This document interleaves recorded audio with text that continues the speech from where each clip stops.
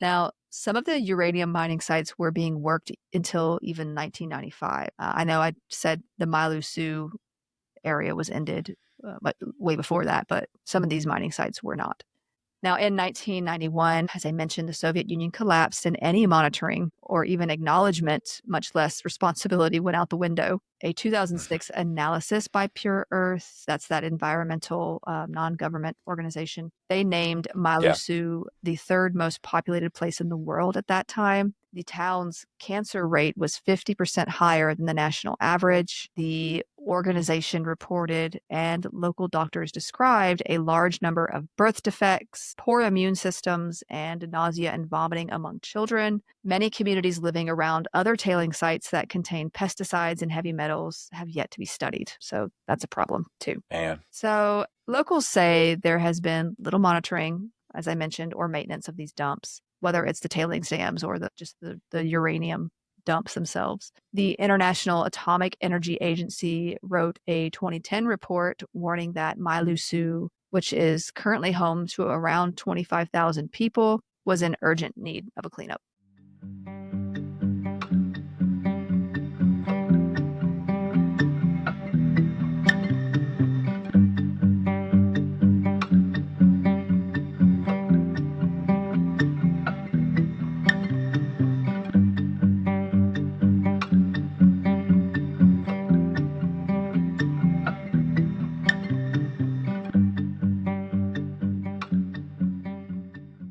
Hello again, everybody. Welcome back to the Poisoner's Almanac. I am your co-host, Adam.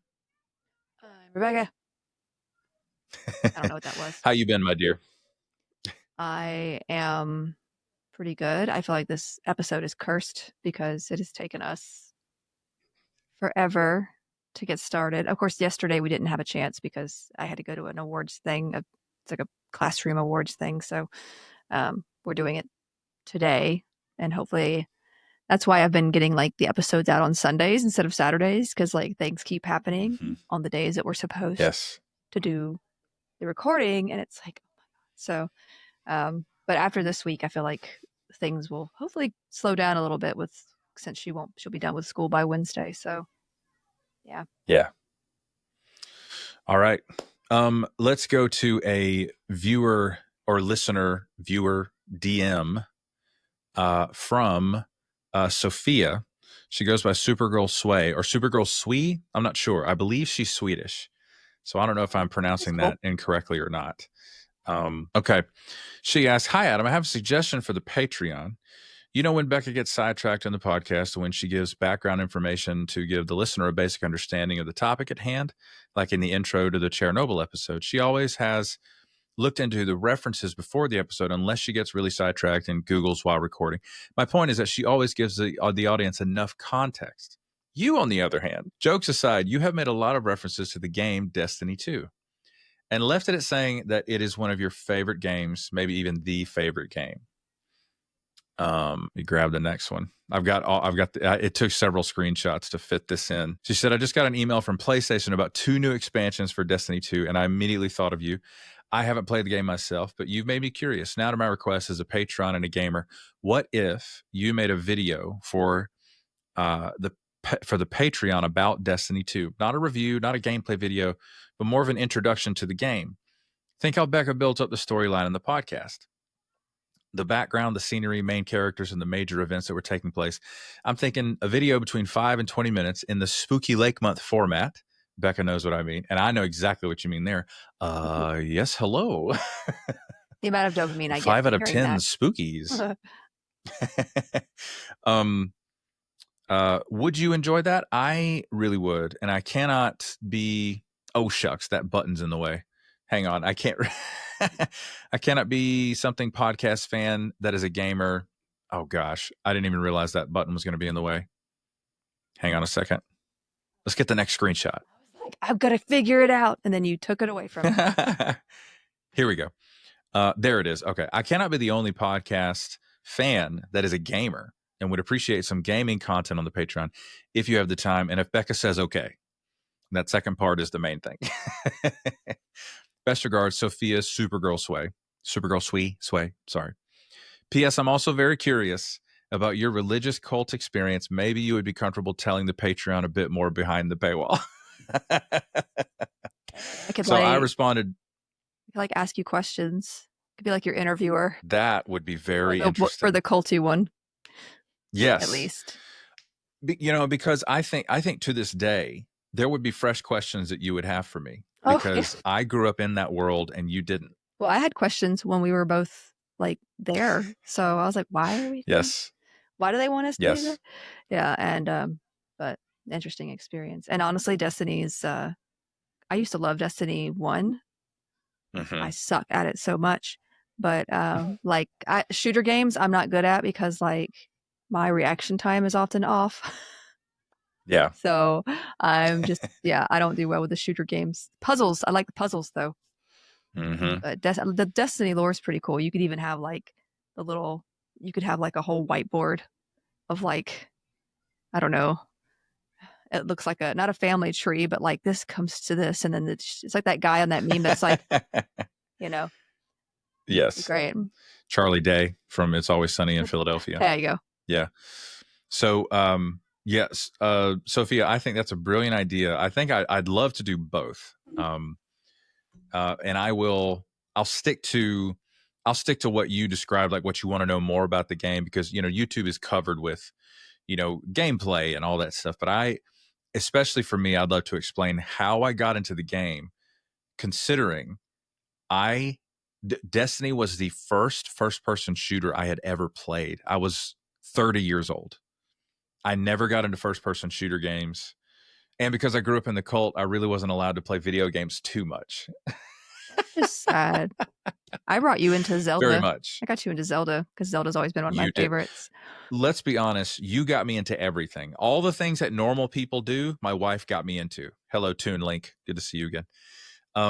So yes, Sophia, that is a brilliant idea. And stay tuned because I'm gonna try to make that happen very soon. Maybe I can go on vacation one week and you can take the bonus episode. That's a great idea. That's a great idea. And that's spoken like a woman who is stretched like not enough butter over too much bread. Well, I'm trying to recognize my limits. I'm not good at that. You're not. You're not actually. Don't lie to the people. I said I'm not good at that. And by not good at that, what she means is I tell her we should hire an editor and you say no. Well, I don't like making people do things. And here we go. Round the mountain again. I couldn't be a boss because I'd be like, oh, let me help you with that. Oh, no. You'd be a great boss. Everyone would love you. And you guys, yeah. Anyways. All right. That's going to move us on to a very interesting poison in the news is what we're calling this segment. My goodness. The trial that's been going on with Sean Combs, or P. Diddy, as the world knows him currently. The first week of his trial ended with Cassie cross-examination. Wait, let me scroll up. Hang on. That's not the headline. They got multiple headlines. Okay. Diddy's ex-bodyguard claims witness went missing before trial. He says that he was poisoned 3 times, ladies and gentlemen. Poisoned 3 times. So let's explain.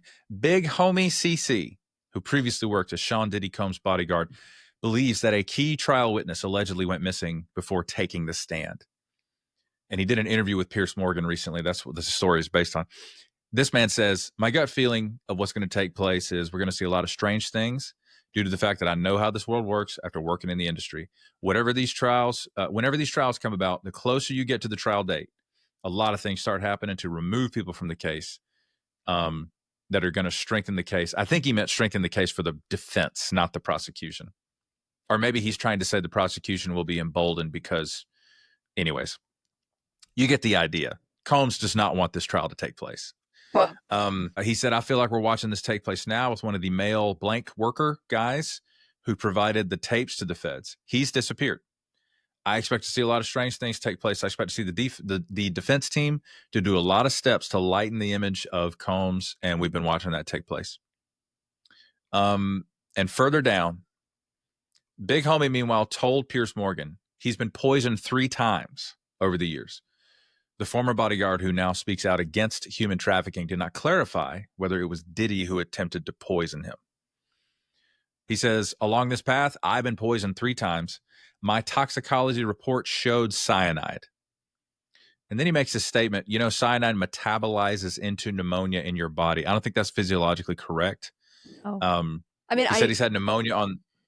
I think I get what he's trying to say, but Yeah. metabolizes is not exactly the word probably to use Right. for that. He says, I've had pneumonia on 3 occasions. These problems didn't start for me until I started to speak out about people like this. It's been a hard time to line up this interview because the last time I was scheduled to be in this interview, randomly, our car got hit from the side by a blacked out vehicle with no license plate. That happened. That's happened 3 times this month so far. Somebody didn't want me to do this interview. Wasn't he in the car with Biggie when Biggie got shot or something? Or was that a whole different thing? Are you serious? I can't remember. I know didn't know that part. Tupac was in a car. I don't know if Biggie was. Let me check. Wow. Okay.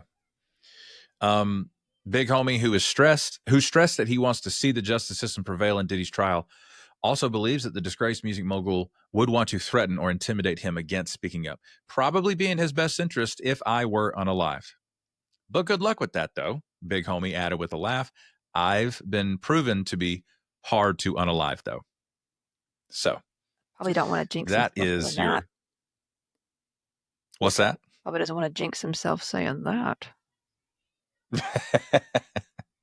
So that is poison in the news, ladies and gentlemen. Basically, cyanide, if it doesn't kill you straight out, it, typically it prevents your cells from using oxygen, and usually cyanide can kill pretty fast, but when it doesn't, it's inhibiting that cellular respiration. So you get the hypoxia, you get the inflammation and damage to the lung tissue, and then you get what's called chemical pneumonia.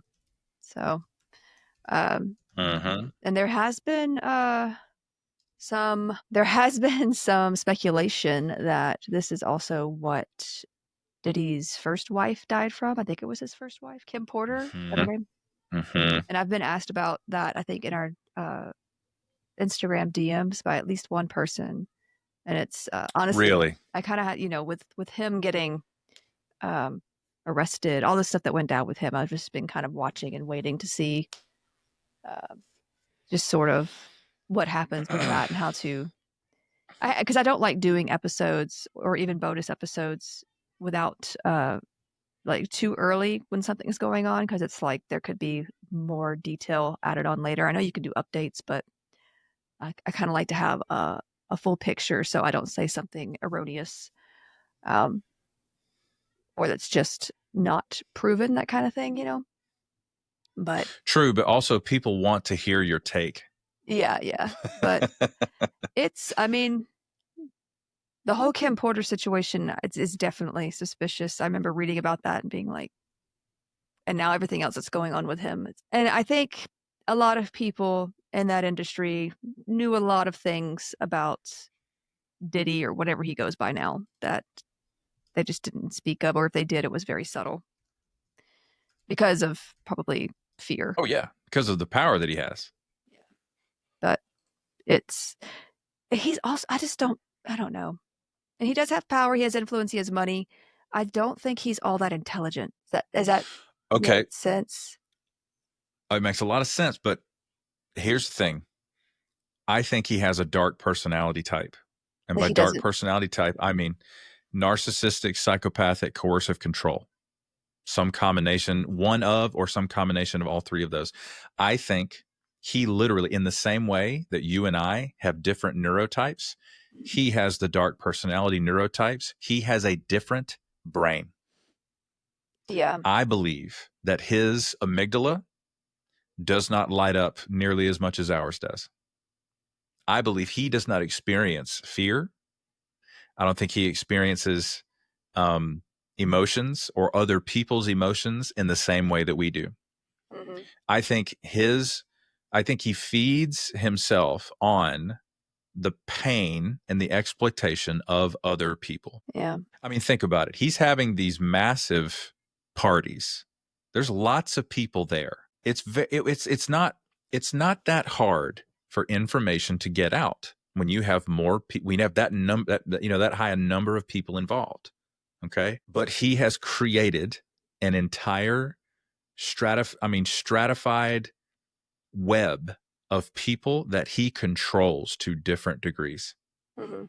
Cassie Ventura, they asked her on the witness stand, they said, why did you not leave sooner? If you were being abused in such a way, what kept you there? And she told them the truth. She said, I was deeply in love. It's either that or it's And fear. he knows that about her. You know. Well, it's fear's mixed in. Yeah, But they don't want to lose. You don't want. It's like, why didn't you leave that cult, or why didn't you leave that relationship? It's not always. Of course, it's not a simple explanation all the time, because I feel like, no. and in a way, when you ask that question, it's almost victim blaming, because it's like, yeah, well, why didn't you just leave? Sure. It's like, it's not always. Oh, of course. It's not easy. They'll just leave. No. Right. Of course. As soon as Cassie says, yeah. As soon as Cassie says, I was deeply in love, that is not received one way in that courtroom. That is received 73 different ways in that courtroom. And there's some people who have been under the control of a dark personality type who will hear Cassie say that and say, yep, I know exactly what she's talking about. And the people who haven't, or the people who are not really tapping into any kind of empathy, will say, this girl's crazy. No, she's not. She's actually not. These dark personality types, forgive me for getting off on this tangent, but like, how did he do all this? He has a different brain, folks. He is a malignant narcissist.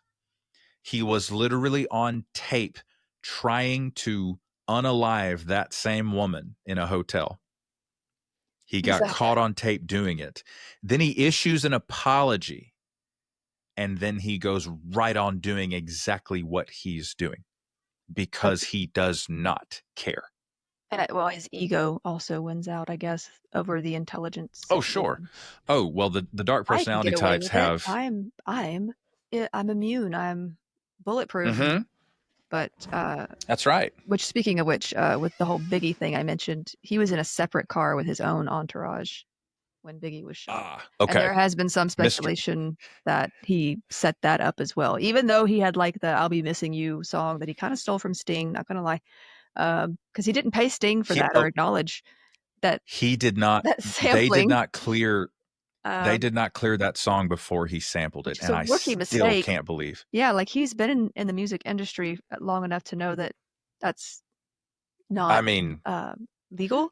And Sting was in an interview with the Breakfast Club, and Charlemagne the God asked him. He said, "Does Diddy have to pay you like $1,000 a day for the rights to sample your song?" He's like, "Yeah, that's true." I don't know.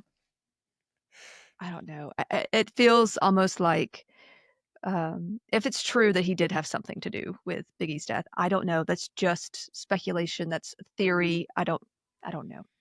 But if he did, also he did that. Yeah, but if he did, what a great way to be like, he was my best friend. I'm gonna write a tribute song to him, and I don't know. I remember when all that happened. That was what. Was that in the 90s when that happened? Like it was the 90s. I might be wrong. I think it was around that time, because I was in middle school when Tupac died, and that wasn't that long after Biggie's death. So, anyway, he's in a world of trouble, and I'm glad to see Tons. I'm glad to see it. I love to see it. Love to see it. Because foundationally, he believes he is not capable of being wrong. He doesn't believe that but he about did run. himself. He ran for it when they came for him the first time. So I think he knows he's in deep doo-doo. Not going to go well for him. And just to tie off that point, if you're interested in hearing more about dark personality types, cult dynamics, and how to escape a cult, I'm going to be doing a bonus episode about all that. Yeah, I mean, it was. Stay tuned, friends. That whole thing was basically a cult situation. So we are. Exactly. Exactly. Story time.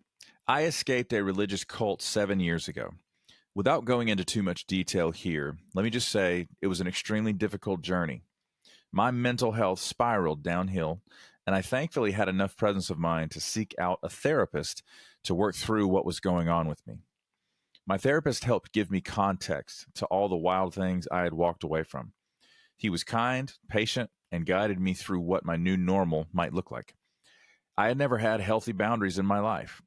Therapy helped show me that as a result of being in a cult or a high control group, I had never fully become my own person. It's a shocking thing to learn at the age of 32. I learned how to communicate to the people around me what I was going to do, and more importantly, not do with my time, energy, and resources. BetterHelp is the sponsor of this episode, and they're on a mission to make starting therapy easier. BetterHelp is a platform where therapists and their clients can communicate effectively and get the most out of therapy. There's a journal inside the platform for personal reflection, and there are group sessions on a number of different topics available every day. Starting therapy is easy with BetterHelp. Fill out a questionnaire, and you will match with a therapist in as little as a couple of days. One of the best features of BetterHelp is that if the first therapist doesn't feel like the right fit, you can easily switch to another one until you find someone you really connect with. They carefully make sure therapists on the platform are well qualified, and their customer support team is there to help you if you have any questions. With over 7,000 reviews and a 4.5 rating on Trustpilot, BetterHelp is a platform you can trust. If you're struggling and think you'd benefit from a therapy session, go to betterhelp.com/almanac or choose the Poisoner's Almanac during sign up and get 10% off your first month of therapy. Okay, that's going to take us to some housekeeping. I suppose I should open the Notes app where I have. Just waiting for it to to update. Okay. Please be sure to follow us on whatever platform you're listening on. Thank you in advance for leaving 5-star reviews. On whatever platform you're listening on, we're going to start reading some of those on the podcast here to shout you guys out. Thank you so much. The reviews function like a tip jar, a digital tip jar that pushes the podcast further into the algorithm and into the ears of listeners like you. Make sure you follow us on socials. We got links in the show notes for all that. We now have a dedicated YouTube, TikTok, and Instagram for the podcast itself. The YouTube has just now started to host the video version of this podcast where you can see our wonderful faces and all of our screen shares and all that fun stuff. So be sure to follow that YouTube channel. It's going to be linked in the show notes. If you're listening on a mobile device, screenshot that and post that to your socials and tag us. We would love to reshare that and interact with you guys online. The Patreon is up and running. The link is in the show notes to join that. Let us know what kind of content you like to see, just like Sophia did, as we pointed out. Perks for patrons include the option to leave us a voicemail that we will listen to and react to right here on the podcast, weekly bonus episodes, and you get shouted out by name on the podcast, and those people are as follows: 87 Pens Girl 71, Mara Santiago, Kate the Fairy, Grace Lahan, Genevieve, Nahev Shatreet, Jay Went, Inken Hafner, Kira Yorsek, Tay of Sunshine, Monique, Shane R., Sue Steves, James Mills, Megan Geiler, Liz B., Willie Wolf NZ, Mama G., Nicole Rivers, Richard Miyako, Heather Nolan, Kaylee, Sasha Rubel, Maya Shostak, Maggie's Yarm, Ogre the Viking, Lynn Rocket, Brett Moser, Zaid, Neil Houdini, Nicole Crane, Jefferson Vargas, Carmen Q, Sarah G, Knit Ninja, Estar, Olive Octopus, Betsy Rich, Terrorsaurus Hex, T-Bug, Christine Moljadi, Morgan Brittingham, Blau Frosch, a.k.a. Clara Jurisons, Vix, Anne Maria, Carl Ziegler Jr., Clyde, Jennifer Wilson Richter, Macaulay Sterland, Too Fidgety, Wendy G., Elena M.K., Vilma Anderson, Caitlin Martin, Pungrammed 101, Minnesota SPT, Tasha, Stuart Slattery, Prim Risen, Simone Valdez, Christian Schradergaard, Maria Anna, Bonnie, Oma D., Rhinel Alara, Kristen Arnold, Aaron Carey, Lynn Simpson, Melissa Emmel, Desiree Davis, Jennifer Ramirez Johnson, Dalek Party, The Warped Witch, Sometimes Jules, Mr. Slave, Dizzy Dancer, Creative Otter, Yadmit, Supergirl Sway, Rachel, Anya Brandt, Ebby, Leah Marie Matson, Lady Digitalis, Jesse, Shay 10, Julia Franzoni, Sparks, Gloria Eichmann, Thomas Huff, From Strings to Things, Soy Kasumi, Jessica Gasparini, Robert Jr., Caitlin, Ron Mack, and last but not least, Donna Lankianese. And please send us a comment or a DM to let me know which of those names I horribly mispronounced. Thank you all for supporting the podcast. Yes, yes, yes. And always feel free to send us questions or content suggestions with a DM or a comment. And that's going to bring us to today's subject, my dear, which is?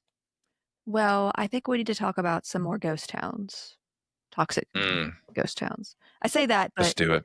There is at least one town on this list that is still inhabited, but we'll go over that because it's still toxic. So now there are a lot of left behind cities, towns, villages, homes, hospitals. I mean, lakes, all kinds of stuff due to toxic contamination, and the site's just becoming unlivable or unworkable or whatever. And last time we discussed this, we went over Pitcher, Oklahoma, Centralia, Pennsylvania, Whitnam in Australia with the they had the mines for the why is the word asparagus in my head? No, it's not asparagus mining, is it? No. It's the well, I'll tell you what, Dad used to go to work every day in those asparagus mines and he died of the green lung. The stuff that gets in your lungs, and it's like fiber, it's like it's included in like insulation at one point, or it was, not anymore. Fiberglass? No, asbestos. I'm telling you, my brain is not working right. Tonight we're having Tuscany pork chops with balsamic vinaigrette sauce with a side of asbestos. Excuse me, asparagus. Yeah, I don't even know why I said the word fiberglass. Anyway, I meant insulation. Is insulation now fiberglass? I don't know about home building. Oh, yes. So I don't, Yes. There you go. There was a connection. We also talked about Pripyat in Ukraine. I don't know why I said it like that. Ukraine, which was part of the Soviet Union back in the day. Used to be. Yeah. Now, we've also gone over the Bhopal gas disaster, the resulting health issues in the nearby cities that, they've continued to face from that. So we've been over a few things similar to this. Which I asked my dad if he'd heard of the Bhopal incident. He 100% has. He answered immediately. He's like, oh, yeah. It was and is still a big deal because there's still cleanup to do there. There's just so many. There's so many more, but I find these fascinating from both a poisons point of view and a sociological one. I mean, humans have a knack for staying in a place long enough to sort of either use up the resources or cause some sort of reason not to want to live there anymore. Then just leave that place behind. It's not always due to toxic reasons. It could be just because they don't need what's there anymore. I don't know, but even here, and like I said, for no toxic reason, there's been parts of every town that become vacant as other areas kind of grow and flourish. And that cycle just sort of continues. Like the area I grew up in, there's a lot of like shopping centers that are just sort of boarded up. There's a whole mall that has just been sitting there vacant for over 35 years now. That's right. And it used to be the spot. They had a theater in there. There was an arcade. But I remember going there as a kid and just, and then it closing, and it's just sat there in disrepair ever since. Now, by now, it probably does have some toxic stuff in there. It's probably pretty toxic in there now. So. Last I heard, there was an explosion that took place during an attempted demolition. Yeah. Also, that entire site is slowly sinking because it's on top of swampland. Yeah, it is. That's true. And I remember that there's a couple of main roads that meet, like going that direction. Those two roads that meet right there where the mall is, like there have been instances of gators just walking across that road and just stopping traffic. Get out of here. So that entire area, will probably just sink into swampland eventually. I never knew that. Yeah. But anyway, moving on, the cities and towns, even the mining areas that we're talking about today. Okay. These once boomed with people, but who had to leave because it was either too dangerous or maybe pointless to stay. But let's start someplace local or semi-local. It's a place that you and I travel to, or actually we've rather traveled through quite often. In fact, many people do on their way to other small towns or popular spots in South Carolina. Care to take a guess? Would you be referring to New Ellenton? We don't go through New Ellenton. Oh, sorry. I'm going to try this again. Care to take a guess? New Ellenton. Sorry. It's the Savannah River Site. Oh, my fault. Okay, there it is. It's my next guess. I was so close. And it's an interesting place. People once called it the bomb plant because, well, essentially that is what it kind of was. That's what they built it for. Now, obviously, it's not so toxic here that people can't be in the vicinity because it is still open, though it's not for the same purposes as they originally were.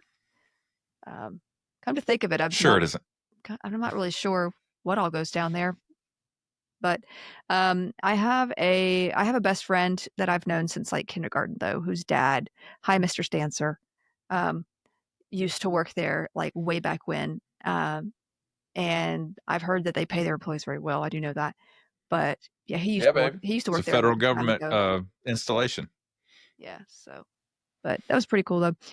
So let's talk about Ellenton, South Carolina, because this is where the site was built after forcing residents off the land, like America is good at, actually. Sorry, I'm feeling a bit spicy today. Oh, man. Now, that's so America. There's this thing in America called eminent domain, in which the government, whether it's federal, state, or local, by the rule of the Fifth Amendment, can say they need your property, or as in this case, your whole town, and they'll pay you out what they think your property is worth and just make you get out, right? And who decides what it's worth? The government. The federal government. Yeah. After talking, I'm sure, to like some people, but they're going to, they decide. So, but that's basically how that goes. Well, they say it's taking private property and then making it for public use, but I dare you to try to go into SRS for no reason. Like the facility itself. Yeah. For a while, it was considered an offense to stop or park on the side of the road that you could travel through, like outside of an emergency. Like it would literally, they had have signs that said, do not stop. So, yeah. Now, there is an entrance to the site itself and many side entrances also connecting to this particular road. They even have their own little police force and all that. Yeah, and they have people stationed. It looks like an army base, honestly. There's people stationed. You have to check your ID, and you can't get in without... it's very Stranger Things, like you're trying to go in and see what they're doing at that place. Yeah, when they try to figure out what happened to Will. But anyway, back to Ellenton and eminent domain. The letter for the day is E. Just kidding. In 1950, the U.S. Atomic Energy Commission decided to take the town, as well as other small communities in the area, not just Ellenton, but there were some other smaller towns, as a part of its plan to build a nuclear plant. Now, it was to be a site for the production of basic materials used in nuclear weapons, like the H-bomb. So mainly tritium and plutonium-239 for the nation's defense throughout the Cold War. Now, DuPont, I'm sure we've heard that name a few times. They aided the construction of the place, and there were like 5 reactors on the site for production of those materials. So, yeah. There were also 2 chemical separations plants, a heavy water extraction plant, a nuclear fuel and target fabrication facility, a tritium extraction facility, and waste management facilities built. Yeah, I've actually pulled it up on Google. Yeah, I've pulled it up on Google Maps here, so people can get a feel for Savannah River. Savannah River operations is right here. This is the former site of Ellenton. Yeah. Here in the south is New Ellenton. This is where they moved that entire town. we're getting to that point in a second, but there's some stuff to talk about with Mhm. Ellenton first, because there were some things about Ellenton in their history I had no idea about. And I like to dig into accurate history and maybe tell people things that they aren't going to learn elsewhere. Mhm. So I like to Yeah, I stir up pulled up the trouble. giant blue Savannah River Site sign. Was that They what you wanted? they had like a building or two, but I was like, I don't want just a building or two, so I'll just show them like with the entrance sign here. This is what it looks like today, Mhm. basically. Now, Ellenton itself was settled in 1870, not long after the construction of Port Royal and the Augusta Railroad, which has long since been renamed. I think it's owned by CSX now. And Yes. this place had its own interesting and nasty history, as I've mentioned. For most of its years, it was an agricultural, trading, and like sawmill town. It's one of those towns where, it's got a railroad next to it. So it was big for the time that railroads were necessary. It was a whole thing. Mhm. Um, yeah. So a wealthy man by the name of Robert Jefferson Dunbar, he ran a plantation here at the time, and the railroad ran through it or by it, I guess, not, through the property. Mhm. And according to oral history, the superintendent of that railroad construction operation, his name was Stephen Caldwell Millet, wanted to name the place Ellentown because he was struck by the beauty of Dunbar's daughter, Mary Ellen Dunbar, who in oral traditions was 9 years old. The way that you said that. Well, Oh. I say that in that way because the Savannah River Archaeological Research Program has argued that Mary Ellen Dunbar would have actually been between like 22 and 26 at the time this happened. So maybe, I hope, because otherwise. Boy, we do hope. There was also a riot that occurred in and near Ellenton in September of 1876 over a period of 7 days. There was a lot of political and racial tension involved, as you could imagine, in the South at this time. Um, it's just how it was. Honestly, still is in some of these little creepy towns in the South. Now, apparently, this white lady in like this nearby town of Silverton is the same county as in Ellenton, which is Aiken County. Um, she was married to this farmer, and she said that 2 black men tried to attack her, but she drove them off with a gun. That was her story. Other stories Mhm. are that they were running and they accidentally ran into her, and she said it was an attack. So there's different stories. Sounds just like Emmett Till. It's a It was a whole thing. Now, it Mhm. yeah. So there was a black man named Peter Williams who ended up being hunted down by this gang of white dudes, and they tried to force him to go to the farm for identification. And when he was trying to get away, though, he was shot. The lady who said Mhm. she'd been attacked said that he wasn't one of the men, but Peter Williams died later from his wounds, having been shot. So this came after a lot of fighting between Democrats who had some paramilitary group on their side. So a bunch of like farmer dudes who found guns and said, "Yeah, we tough" or whatever. They Like, found each other on the dark web. like get a life. um, so against Black Republican voters. So for this to make sense, in this current era, you must remember that like the parties were kind of switched in terms of values back then. Mhm. So Yes. yeah. Now these Republican men would have been voting for civil rights and all that, as they should. And the little farmer boys with their little rifles didn't like that. Um, so I hope you like my retelling. I love this. A, a warrant This is my was favorite show. A warrant was issued to arrest a man named Fred Pope, who people said was like Peter Williams' accomplice, even though Peter Williams didn't do anything. Like, even the lady was like, yeah, that's not one of the men. Okay. So Not like she cared. yeah, so a group of about 14 white dudes went out to get this guy who was being protected at Rouse's Bridge. It's called something else now, actually, I think, but it's near Charleston. So a little ways away, really. But he was being guarded by several armed black men. So the white dudes left, right? I'm just telling you like the story in summary fashion here. Wow. So tensions only rose between this incident and the political stuff that was going on. As you can imagine, there was an election about to take place. So it was very high tensions. Now, but by September 18th, it was reported that like 500 to 600 white dudes from Augusta and Columbia County, where we live in Georgia, who were in like rifle clubs or cosplaying military or whatever. I say that because like these men back then, especially, and some now, there's some of these people now that are like, well, all I can see, I feel big. I all I have can guns, see is right?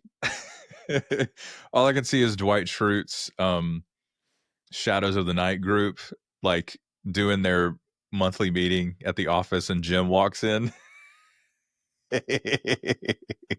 And like, anyways, yeah, and like these men were violent Mhm. mobs, masses of men. They were not. That's right. They were not trying to defend anything honorable. They were Mhm. just violent, angry men who had no life and just wanted to cause problems. Mhm.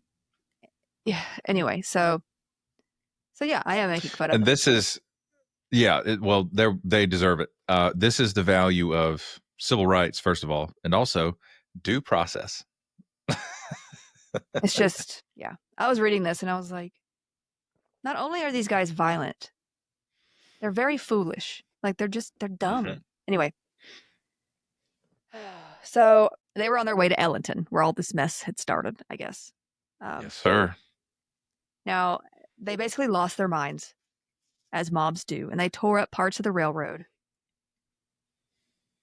Excuse me? Yeah, they tore up parts of the railroad, and they just started attacking black men in fields and on the streets, just for no reason, just lost their minds. That's why I'm like, these guys are it's just, I don't know, it's so stupid. So, yeah, they were just being violent and ridiculous and horrible. Now, the official record of Deputy U.S. Marshals indicated between 25 and 30 black men were killed. A New York Times reporter in an article stated as many as 100 blacks were killed in the conflicts, which extended to September 21st, with several whites wounded. Yeah. W. Robert Williams was the one white guy killed, and who knows, maybe he hit himself with a piece of railroad. I don't know. These guys were doing some stupid stuff. Like they were just violent and ridiculous, and people still get like this. And I don't get it. It's like the primitive brain takes over or something, and it's like all I can imagine is like when the movie Zoolander, when they're in front of the computer and they're like they start beating it up, and it's like that's all I can imagine. They suddenly turn into chimpanzees. Yeah. And it's like, what is wrong with you? And honestly, I feel like that's kind of, I mean, and I don't like monkeys, apes in general, but like I feel like that's insulting to chimpanzees because I feel like they're at least, I don't know, they're smart, right? Well, yeah, they're supposed to be. So sure. I don't know. Yeah. I'm gonna. And then when disaster happens, they go, "Where'd all the files go?" Anyway, so there was a trial, and at this trial, there was actually a trial of some black men in May of 1877, because of course they want to put them on trial, but not the. It's infuriating. Okay, I was reading this and I was so mad most of the time. Typical. What would you call that? Would you call that the Jim Crow South? Because this is post-emancipation. Yeah. Now, numerous witnesses testified that the white dudes had repeatedly said that they intend to carry the election of 1876. This is a quote. if they had to wade in blood up to their saddle girths. Yes, because that will just be the best way to build a life and society that everyone wants to participate in. Mm-hmm. Is that how this, like what, I don't know. They don't have a frontal lobe.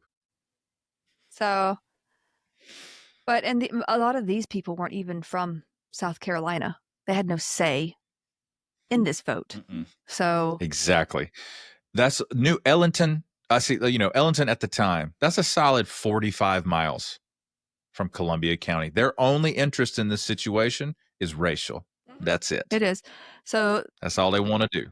Yeah, and then the others were basically saying they were rioting for the election of Wade Hampton III. Now, y'all know Jesus can hear you when you lie. That ain't true at all. And so Ugh. This guy was running for South Carolina governor, definitely pro-slavery, pro-guns, pro-rifle military cosplay BS. Pro catching tetanus from tearing up the railroad and dying like an idiot. Yeah. I mean, you play stupid games, you win stupid prizes. So he was, it's stupid. Now, there had been other such riots for this purpose involving Georgia and South Carolina. But he was supposed to be running for governor for South Carolina. Now, these idiots called themselves the Redeemers. But my God, their mission was to restore white supremacy in the South. Oh, yeah. Okay. Yeah. I'm with you now. Gotcha. And they believed that this dude, Wade Hampton III, would sort of be their savior to do so, right? So there are... Sorry. It's absurd. It's ridiculous. There are currently some streets named for Hampton, statues of this nut job in a lot of South Carolina cities. Also, Hampton County, Hampton, South Carolina, is named for him. Ew. Amen. Sounds like a great guy. And we've driven through Hampton County. Oh, many times. I feel like if they also Hampton, if they knew this, they might change the name of that city. I'm just saying. But probably not. It's pretty awful. Now, also Hampton County is the kind of the home base for the Murdaugh family. That was in the news a lot the last several years for what happened with Alex Murdaugh. If you haven't seen the Netflix special about that, check it out. Good. We could totally go over that case, like in a separate sort of. I'd love it. Thing. It wasn't. I don't think poison was involved, but it was a whole lot of. Yeah, but stuff. It's like it was a mess. Oh man. Oh. And it didn't start with the murder of his wife and kid either. No. It started way before that. No, sir. You'll still see like Murdaugh's towing, like I think that's his brother or some sort of relation, but they basically owned that town. So. That's right, baby. But yeah, the city of Ellenton basically declined as cotton prices fell after World War I. Then they had the Depression of the 1930s. So by the early 1950s, I just kind of skipped over World War II. So I'm sure there was some stuff that happened, economy-wise there too. But Ellenton had a population of about 760 in the 1950s, about 190 residences, about 30 commercial buildings, 5 churches, 2 schools, including Ellenton High School. There was 1 cotton gin, a city hall and jail, and then the railroad station. So it was a smaller town. So with the building of SRS, the people of Ellenton and other communities I mentioned were given 18 months to get out. So, and I think I have a picture of one guy next to a sign. Yeah. Yeah, I just pulled it up. Yeah. And for those of you who can't see on the screen, I can read the words that they've added to the town sign. It is hard to understand why our town must be destroyed to make a bomb that will destroy someone else's town that they love as much as we love ours. But we feel that they picked not just the best spot in the U.S., but in the world. We love these dear hearts and gentle people who live in our hometown, which includes people who, try to exterminate Black people. But I digress. Yeah, historically, I don't even know if these people even knew of their own history at this point, because here it feels like people like to stifle history. So, wow. Oh, fun fact. This is a super fun fact. I just remembered this. when I used to play, this is before Becca and I met. I was still in college. I would go play what is locally known as sandlot baseball. You're It's killing me, Smalls. Yeah, Sorry.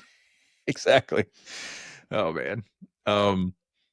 Sandlot baseball, there are, you know, kind of makeshift ballparks all around this area that used to be part of the Negro Leagues, is what I'm told.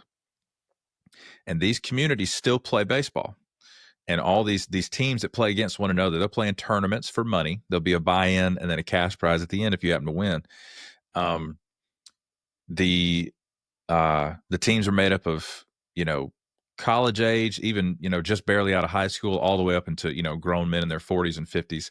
Some guys played in college. Every now and then an ex-pro will, you know, filter through. We played in a tournament in New Ellenton, and a riot broke out. Wow. And to this day, the riot stopped the game, and 90% of our team jumped in their cars and got the heck out of there because they didn't feel safe. It looked as if, this is only hearsay, it looked as if people were ganging up on one person in particular. Well, I guess things don't change. Yes, but I do not believe this was not racially motivated. Mm-hmm. This was actually within the Black community in New Ellenton. Yeah. And I don't know what their grievance was, but a very motivated crowd of people were surrounding. There was at least two people who had started to physically fight, and then a mob of a crowd surrounded them.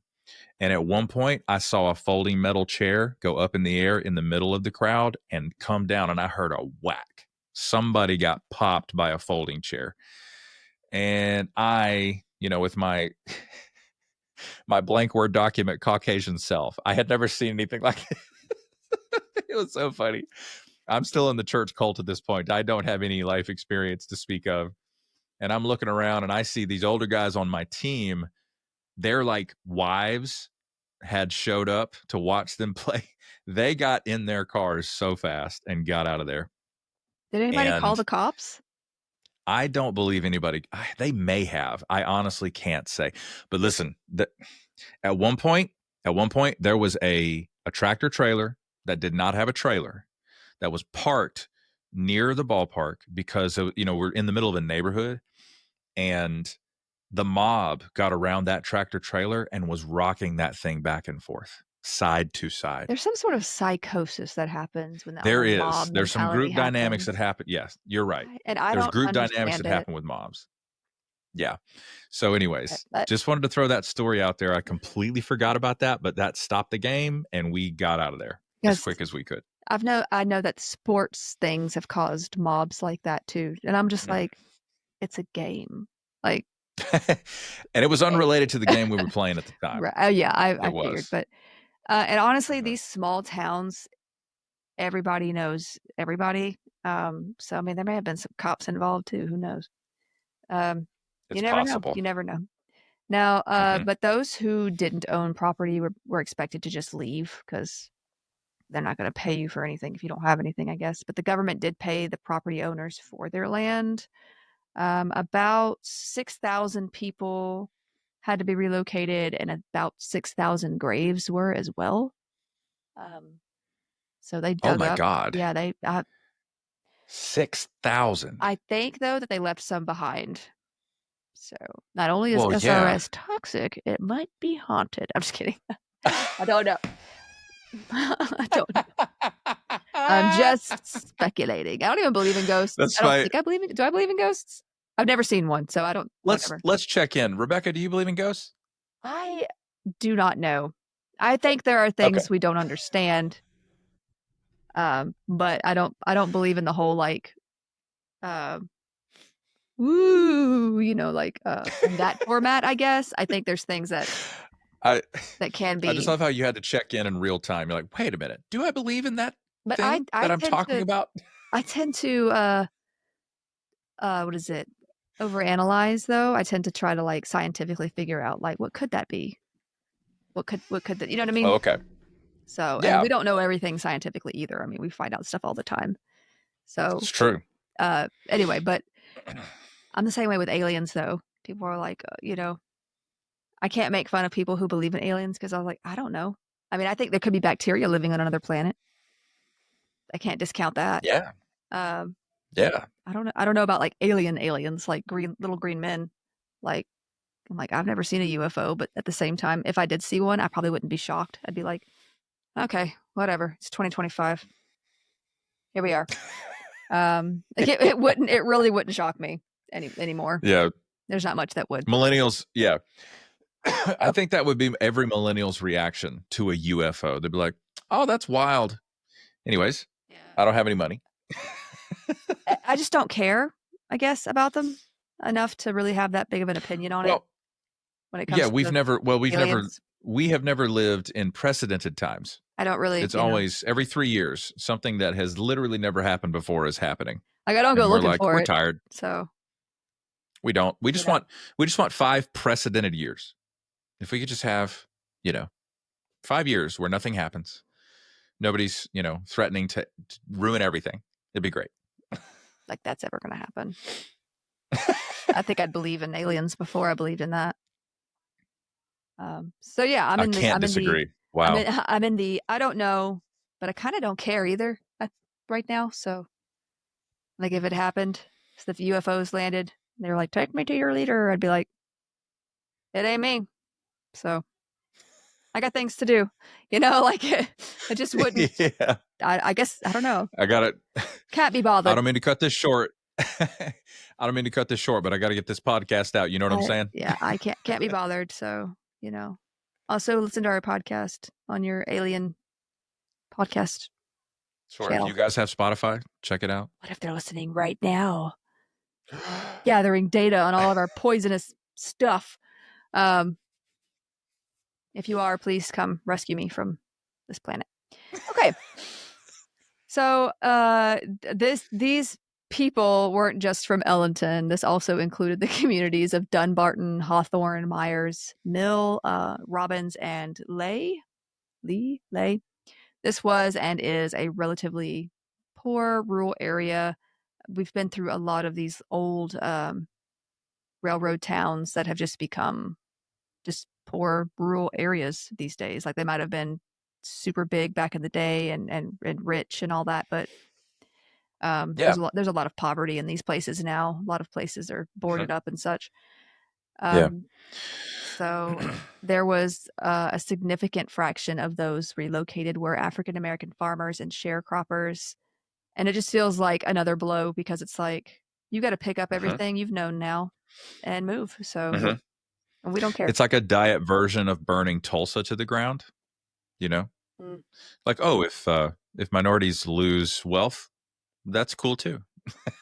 We don't care. Yeah, they don't. And they picked this area, from my understanding, because of the Savannah River and its convenient cooler water, like their ability to collect that cooler water. So, and the Savannah River is quite polluted itself. So, yes, don't go swimming in that. So now there's New Ellenton and Jackson, South Carolina. Jackson's more of a speed trap town. There is no, outside of SRS, Savannah River Site, there is no industry in Jackson. So the only way they can raise revenue is to give people speeding tickets. It's an interesting little place. So the old residents and their descendants basically went there. Some did move out of state completely, just most of them moved to New Ellenton and Jackson. At least those, like who I said, decided to stay.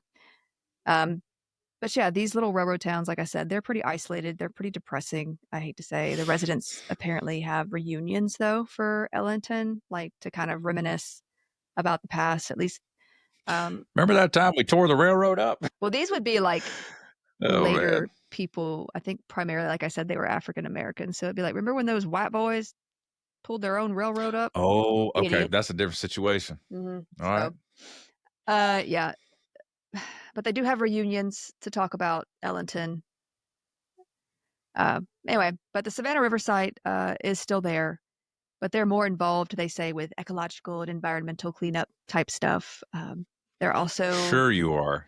They're also involved with various types of research and the storage of nuclear materials, whether it's from the site itself or other places. So it's a super fun site. The groundwater are still contaminated with trichloroethylene, tetrachloroethylene, tritium, beryllium, and other metals. There's also been radioactive isotopes found in the water and soil in the area. It's got strontium-90, cesium-137, uranium isotopes, Wait a minute. iodine-129, and technetium. Did you say beryllium? Not like a beryllium sphere. Oh my God, they're building the omega-13 at Savannah River Site. You heard it here first, folks. But what does the omega-13 do? No, the beryllium sphere was to help their engine systems, right? Don't ruin this for me. This is an amazing joke. You broke the ship. You broke the bloody ship. Where are you going? To see if there's a pub. I miss Alan Rickman. Oh my God. What a If you guys wonderful haven't man. seen Galaxy Quest, it's one of the best movies ever made. Yeah. So, I played Richard III. yeah. So there's a little history there for you behind SRS, the destroyed town of Ellenton, and how racism influenced politics, which it's done Yay. quite a bit. Now, the Hampton dude, by the way, did win that 1878 election. So Great. I'm sure everything got better. not with him. So we're going to travel to another town in the U.S., this time in Missouri. There is a ghost town in the St. Louis County of Missouri. We say St. Louis, right? Here. Yeah. Yeah, St. Louis. Well, I know like in some places they say Louis, right? So No. I'm just, I've never been to St. Louis. So are they the ones Yeah. with that arch thing? Yeah, the St. Louis Arch. Yes. Yeah. Okay. No, I got to get out of here. I got to get out of this city and visit some places, right? Yeah. So there's a ghost town in St. Louis County of Missouri. Used to be Times Beach, Missouri. Times Beach was founded in 1925 by the St. Louis Star-Times, which was a newspaper that just happened to own a large bit of land along the Merrimack River. And it's kind of weird to see that a newspaper started a town, but they had this idea to turn the area into a small vacation town for like the wealthy. They were going to sell lots that would also include a 6-month subscription of their paper for like $67.50, right? So Yeah. That's their way of furthering their paper business and also getting more money by selling these lots. So, but there were a few problems. You'll notice I said 1925. The Great Depression came in around 1929, 1930, right? Also, this area was a floodplain. The venture ultimately failed. No one could really afford a summer home at the time, as you could understand. And the newspaper went under by like 1951. Now, by the 1970s, the town was made up of basically low-income housing, and only about 1,200 people lived there. It was located along the famed Route 66, however, so there's that. Now, the roads were never paved because they just ran out of funds to do that sort of thing while they were trying to build this town. And the dust from the makeshift streets was a problem because it just blew everywhere, right? Especially in the summer. So keep this in mind for a moment because we need to set some other events up here to include how it became toxic. Now, around the 1960s in Verona, Missouri, the Northeastern Pharmaceutical and Chemical Company, if you want to just use the acronym NIPACO. Sounds like a toxic Pokemon, NIPACO. But they began operations around this time. This company was owned by the makers of Agent Orange, by the way.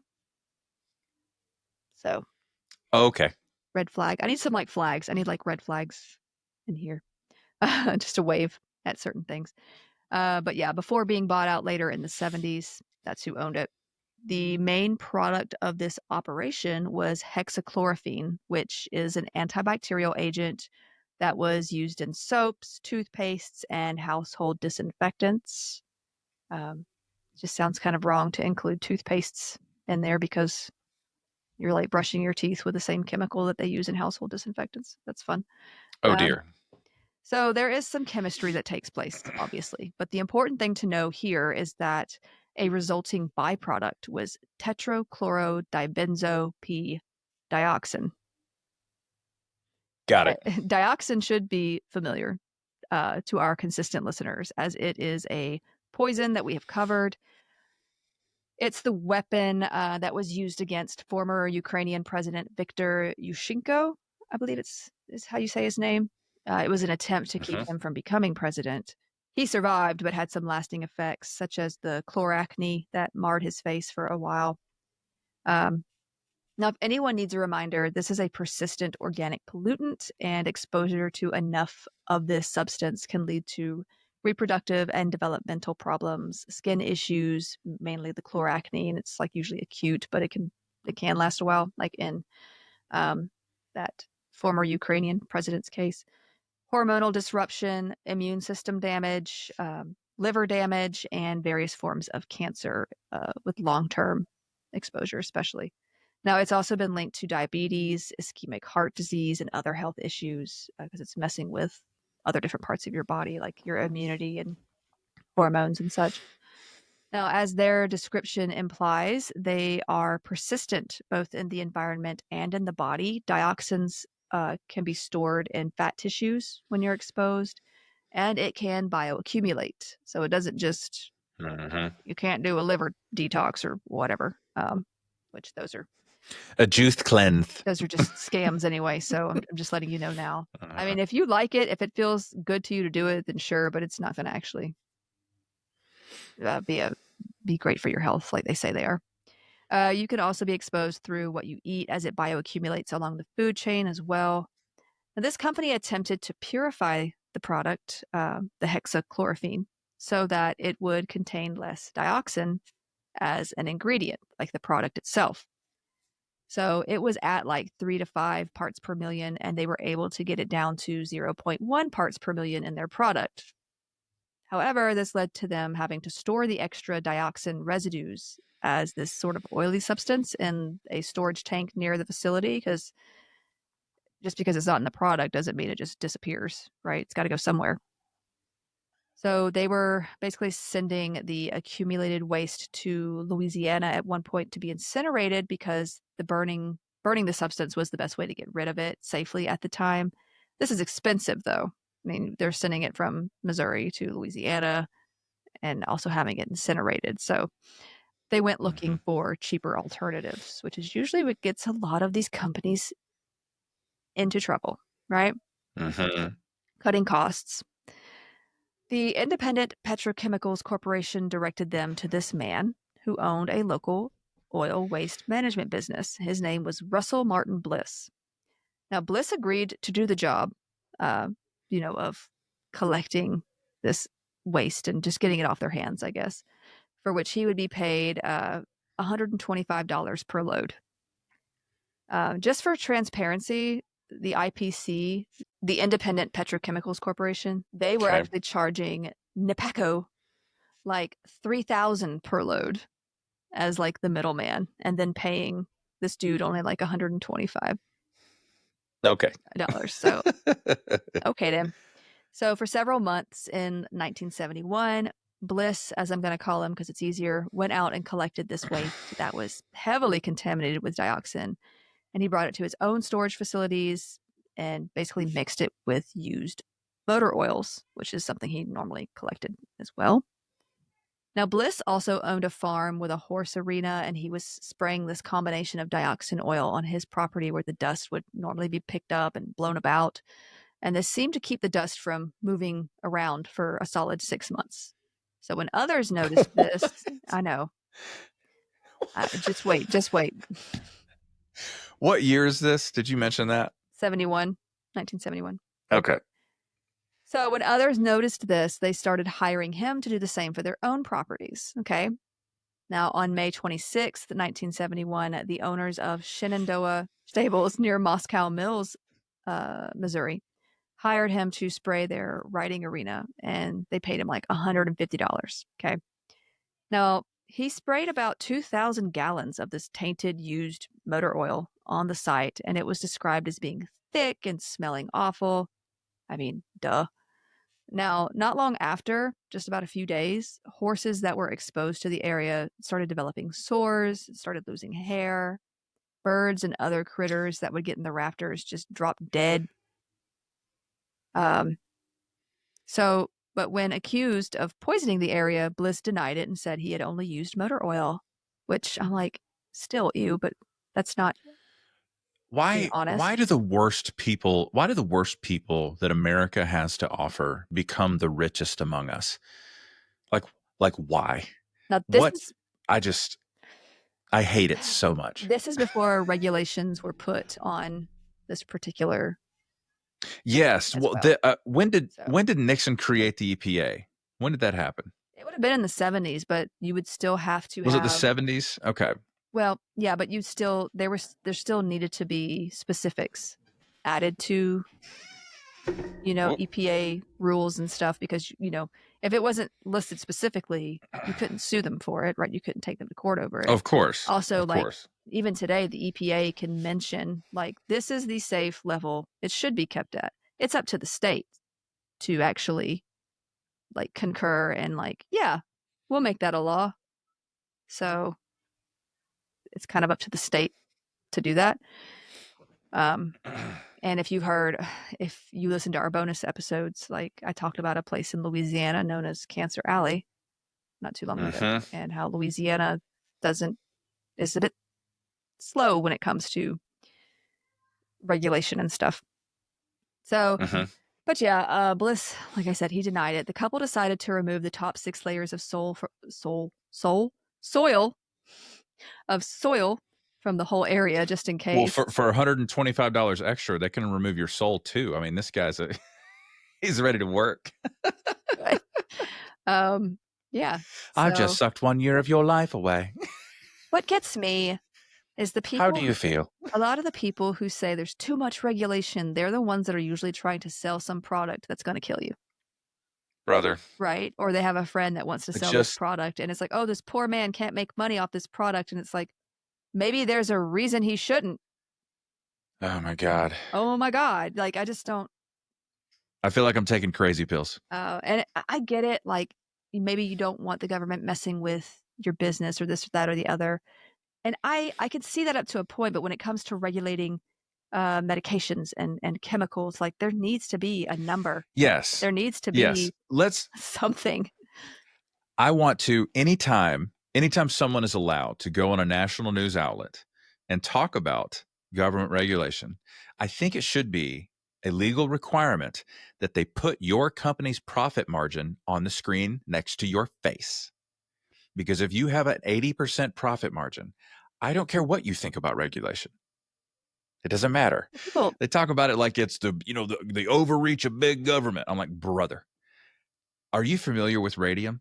Do you know there's still an EPA Superfund site in Orange, New Jersey, where they used to make watches? Yeah. Anyways. And I don't think they realize that there are companies that are happy to put poisonous substances in if it's cheaper.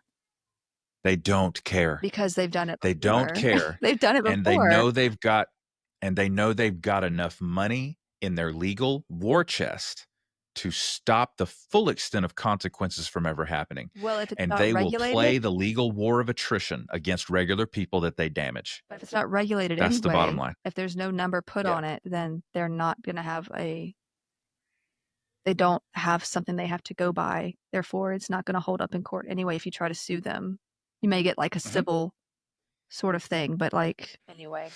That's right. Unless yeah, that's right. Sorry, I'm going to restrain myself. Please continue. It's a lot. Or the price of pharmaceuticals too. That's a whole thing. There needs to be a number that things are capped at, in my opinion, because they're just trying to make. I yield the balance of my time to the gentle lady from Georgia. The gentle one, not the crazy one. We know who that is. I was referring to you. Okay, good. She's blonde too. I'm just saying we need to make it. Okay. Please don't. I'm moving on before I get in trouble. Now, I'm moving to Denmark. aliens, where are you? Take me. Okay. Okay, so Oh man. yeah. Okay, so they removed the top 6 layers of soil from that whole area just in case, and they dumped it at a landfill. Another 12 inches, then another 12 inches removed later. They were trying to get rid of it so it wouldn't hurt their animals. But this didn't really fix much because horses who came there still got sick. Over the next several months, about 62 horses either died or had to be euthanized due to the exposure. Like they were just emaciated. They were wasting away. Now, even the couple's children developed headaches and nosebleeds, as well as various gastrointestinal issues.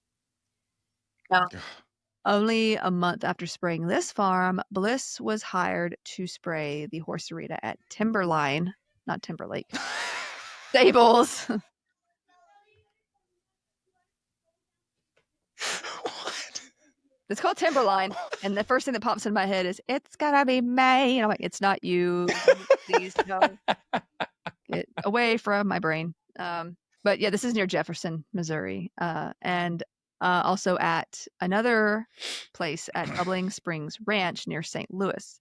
So these other 2 places had hired him as well. Now at Timberline, 12 horses died after exposure, and children that were exposed were diagnosed with chloracne, which is the skin condition we commonly see with dioxin poisoning.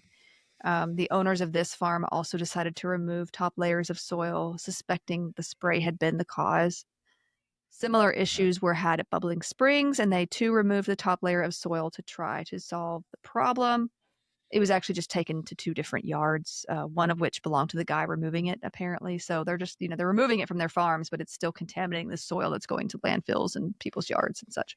So the CDC became involved after hearing about what had been going on at Shenandoah Farm and decided to investigate these animal deaths and the sickness in the children, of course, right? Like what the heck is this? Do we need to, is this going to spread? What is going on? So they retrieved samples of the soil and of human and animal blood to test. They were trying to see what this was. And they found PCBs at about 1,590 parts per million and organochlorine insecticides in the soil. Okay. They didn't have the necessary testing, or at least they weren't able to find the dioxin right away. Now, a few years later, in 1973, they discovered the substance trichlorophenol, about 5,000 parts per million in samples, which is simply an organochlorine of phenol with like 3 chlorine atoms bonded to it covalently. Okay. Oh man, I've got to Google that. What was the name of the chemical again? It's trichlorophenol. Phenol being a major piece of this chemical. Oh, they have images of the molecule here. Okay, say what you said again about the 3 chlorine atoms. They are covalently bonded to this organochlorine of phenol. So it's a phenol that is oh my God, an organochlorine. My brain is trying to go too quick for my mouth.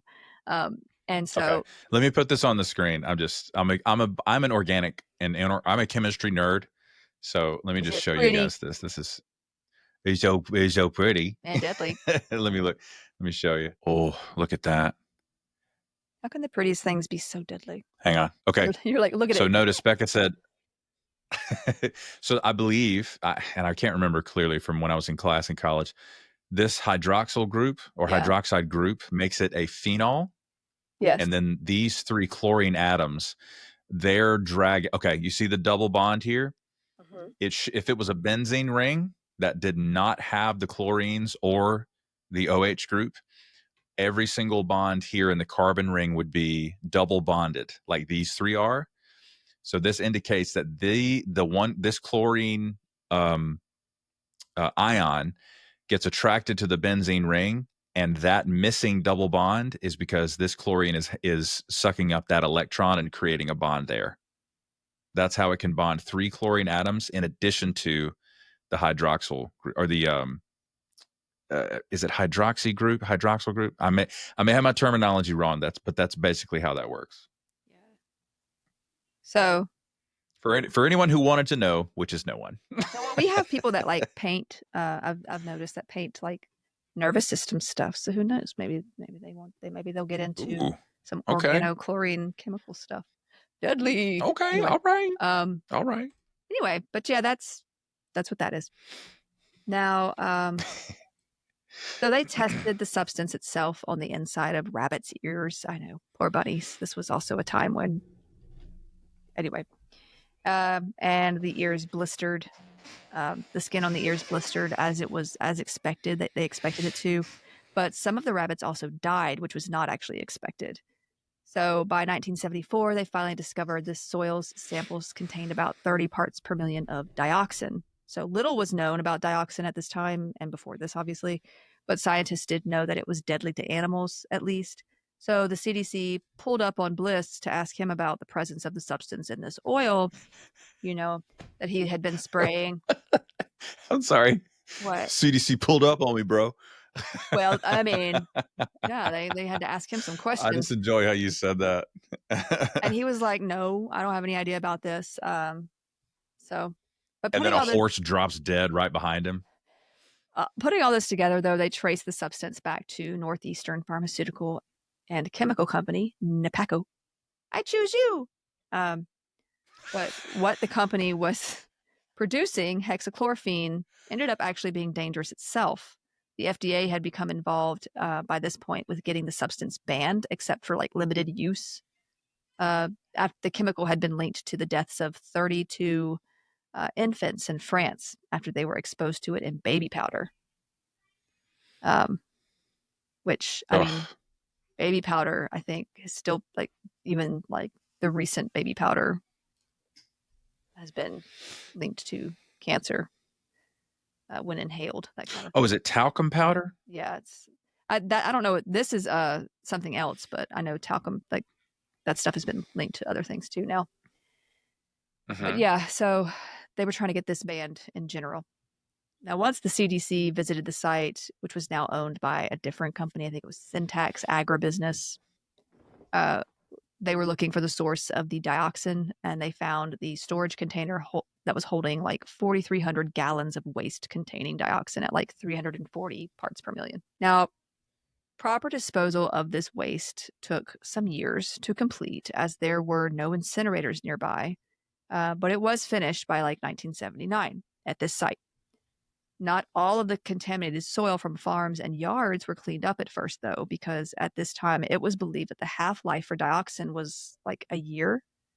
As we know now, though, it's actually more like 11 years, and the half-life is like half the time it takes for the substance to degrade. Now, the EPA got involved around 1979 as well, when it was learned that NEPACO had paid some farmer $150 to bury some oil/sludge waste contaminated with dioxin on his farm. So they paid this man $150 to dig a hole on his farm and stick these barrels of waste in there.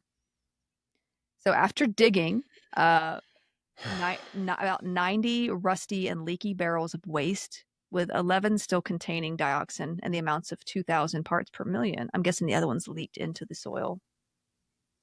Don't want to eat anything off that farm. Yep. Because you're gonna see decay of the it uses like I'm guessing like 50-gallon drums, 55-gallon drums, and they just degrade underground.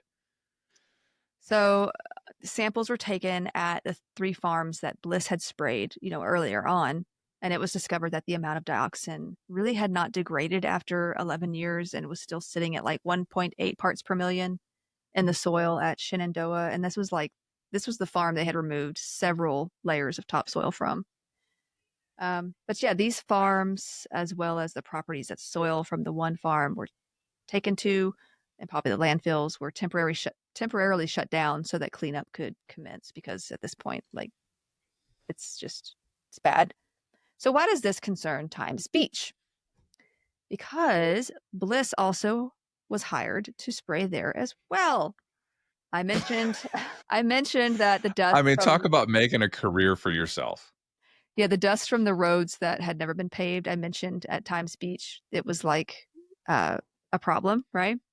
Well, in 1972, the St. Louis Star-Times paid Bliss $2,400 to spray this oil across 23 miles of dirt road in Times Beach to kind of settle that pesky sand problem. So he did. Or you could just put gravel out there. I have no words. So he did this, and he used about 160,000 gallons of this stuff that was tainted with dioxin over like a 4-year period. Okay. Now, the EPA knew this before any of the people living in Times Beach did. Like, they discovered this before and didn't tell them. I'm not sure why the people living there were not informed earlier. Honestly, they only became aware because of a leaked report that had been confidential beforehand. The Environmental Defense Fund, which is a nonprofit environmental group, basically leaked a secret document from the EPA that detailed 14 confirmed contaminated sites as well as 41 possibly contaminated sites in Missouri. Oh my God. The Environmental Defense Wait, Fund. how did that nonprofit group have access to that document? Somebody must have leaked it to them first. Yeah, it was leaked. And they, delivered it out to the public. So, Okay. but the Environmental Defense Fund accused the EPA of lowering cleanup standards as well as hiding this. So they were just going to not clean it up and not say anything, I guess. I don't know if that was a funding issue, but still, like, you're not going to tell these people anything. But anyway, the residents living in and around Times Beach pressured the EPA at this point into testing the soil, and they did. The day after they collected samples, however, the worst flood of the town's history washed through. And I told you this was a floodplain with, like, by the Merrimack River. Yeah. Now, this river floods pretty often. There were no flood control systems in place, so the river at this point rose to like 14 feet higher than its usual situation. And I've got that photo on the screen right now. Yeah, so people had to evacuate just from that. The EPA's test did come back positive for dioxin later at like 0.3 parts per million. I mean, this is still higher than the advisable safe levels in soil and water, etc. Like, it probably wouldn't cause there were no cases of like chloracne from it or anything like that. Also, this was some years after it had been sprayed. But yeah, so the people of Times Beach were advised to not come back because not only was the soil contaminated, but with the flooding, the water was now as well. According to like one state EPA site, I think the advisable safe level was 0.0000003 in water.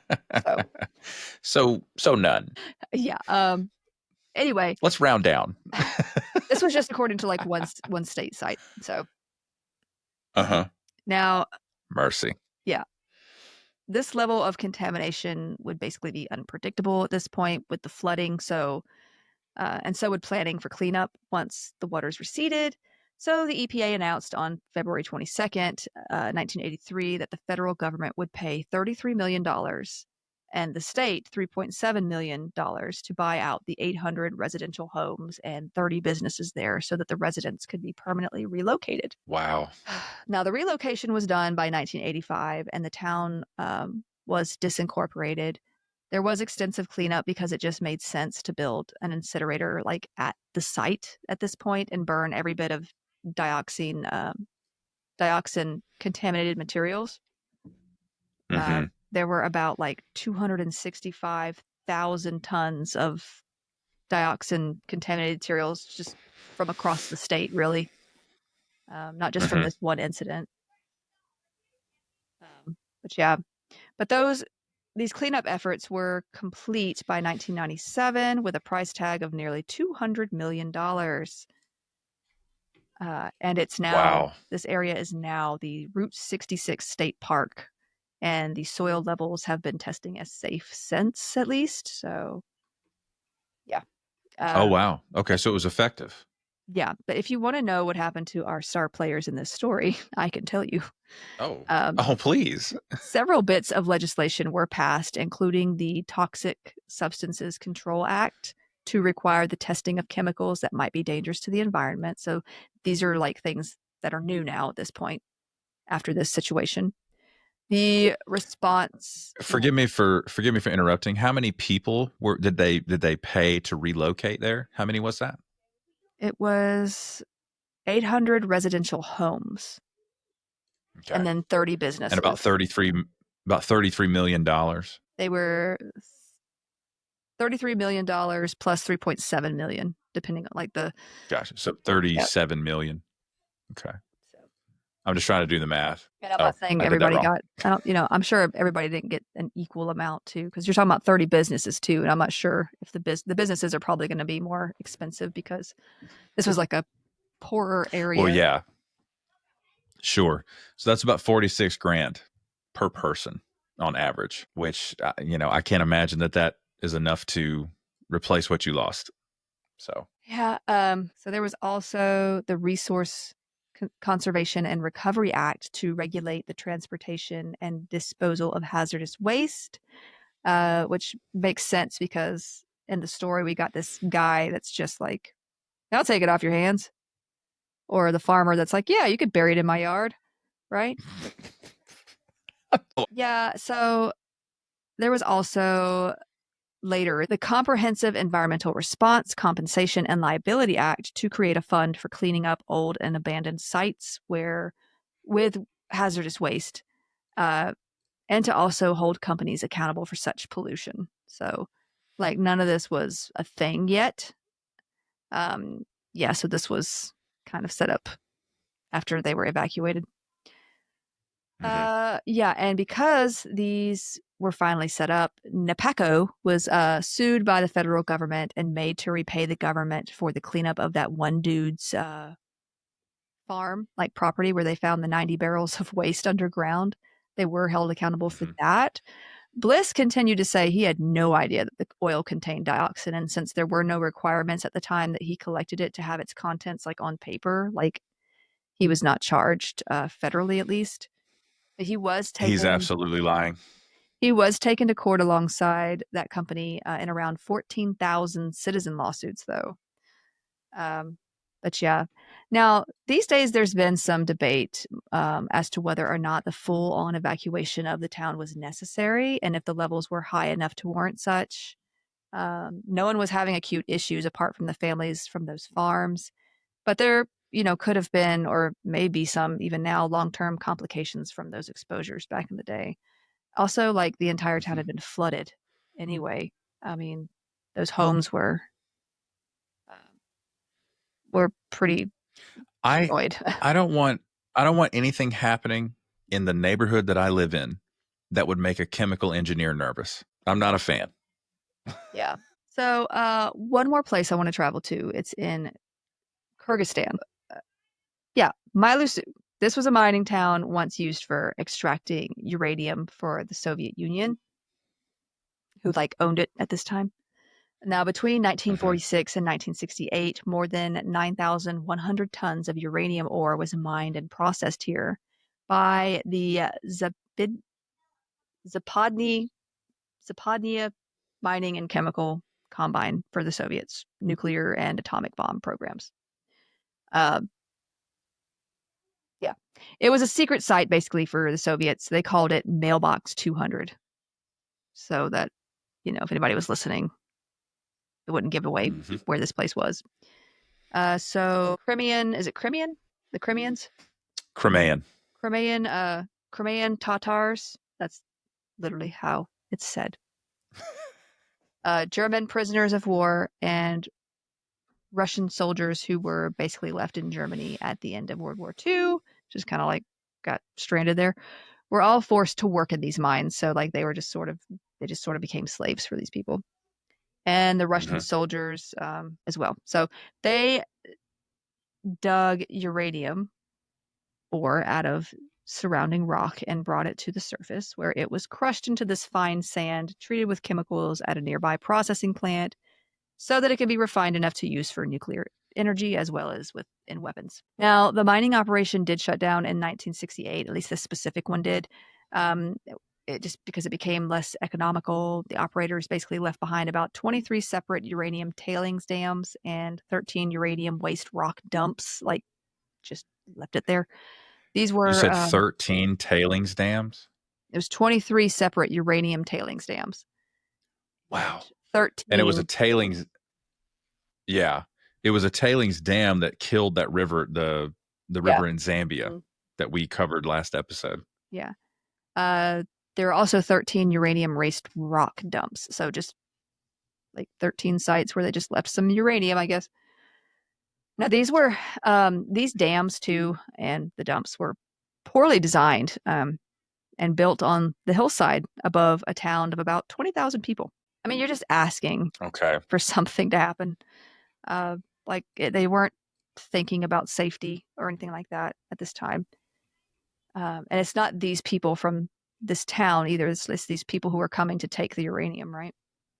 So overall, about 1,900,000 cubic meters. This is about 67 million cubic feet of waste containing radionuclides and heavy metals was just left there. There was no attempt when they left to clean or secure it at all. Oh, and did I mention this area is prone to landslides and earthquakes? Now, it's just a great place to have everybody's home in the bottom of the valley. Yeah. Now, once the Soviet Union left, the economy tanked worse than it was before. Those living in Mailusu were left with nothing but like picking up scraps to sell. And of course, like a lot of this was contaminated. So they were around a lot of this radioactive and heavy metal contamination. Now, as if the presence of all this radioactive and toxic material wasn't enough, like just being there, there had been an incident in 1958, about 10 years before that operation shut down, that made matters worse. On April 16th, 1958, heavy rainfall and an earthquake, I guess at the same time, very bad luck, added to the poor workmanship of the site, and like all this just led to one of the tailings dams failing. So about half of the volume of that dam fell into the Mailusu River just below, and like 90 feet away, not even that far away from this river. Okay. Oh, man. And then it flowed a good 25 miles or 40 kilometers downstream into Uzbekistan and into Fergana Valley, which is like heavy populated, was and is heavy populated. Now, the river flows into the river system that irrigates these people's crops. Okay. There were fatalities and some destruction from the landslide itself, as well as heavy contamination in the area. We don't have actual numbers of those who died right at that time because they just don't exist. They weren't collected or reported. Anna Trevkina was a girl. Was a girl that grew up in Malusu. She was about 6 years old when this disaster occurred. In a 2021 interview, she recalled playing by the river when she and her friends saw this surge in the current and ran away.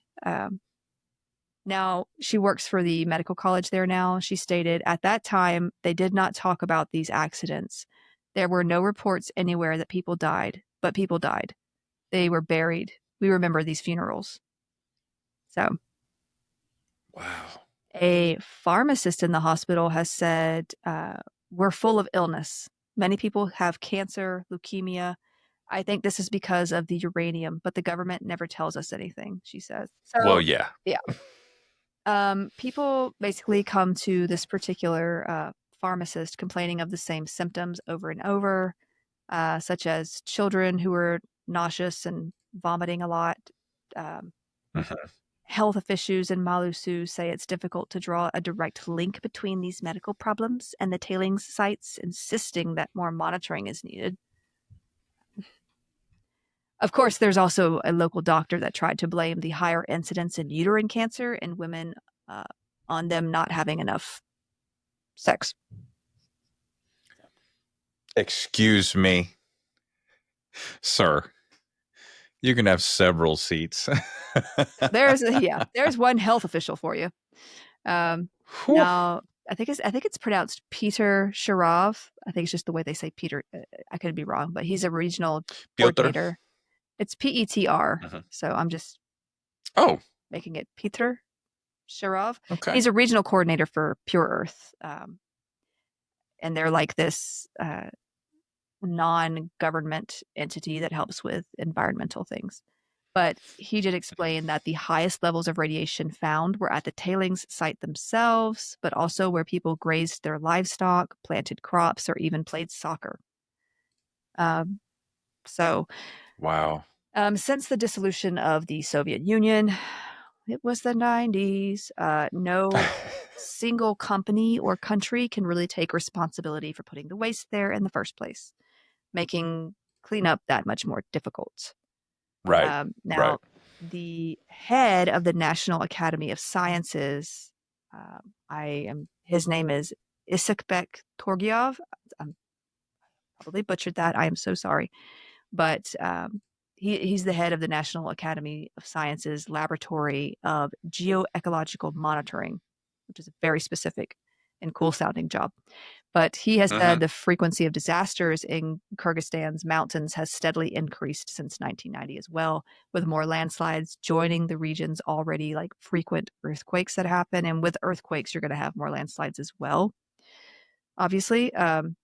Now, just for some examples, in 1993, after a particularly heavy downpour, part of the tailings dam was washed into the river.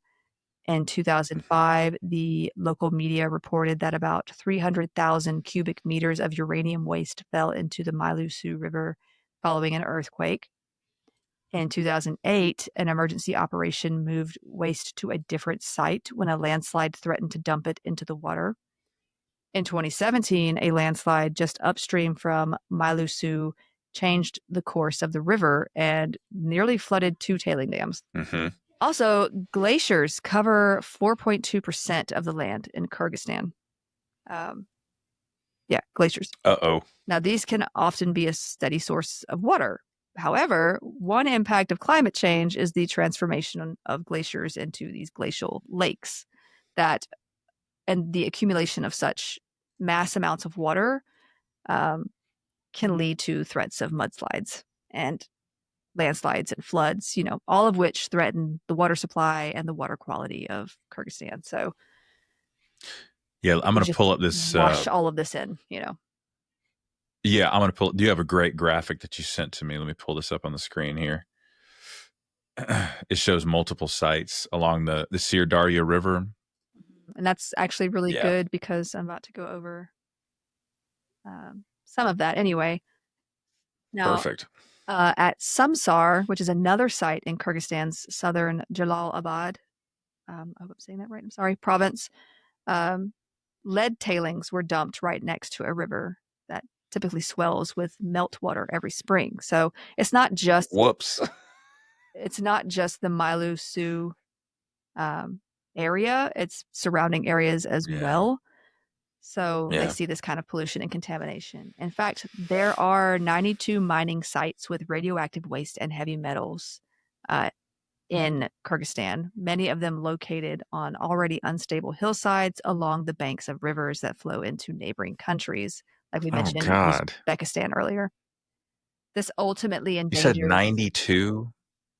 Yeah. And these are just a few that you can see on the screen right here in these particular areas. And kind of where they flow if the conditions, I would say, are right, but they're not great conditions. But this does, this endangers an entire region of more than 14 million people because of all these mining sites.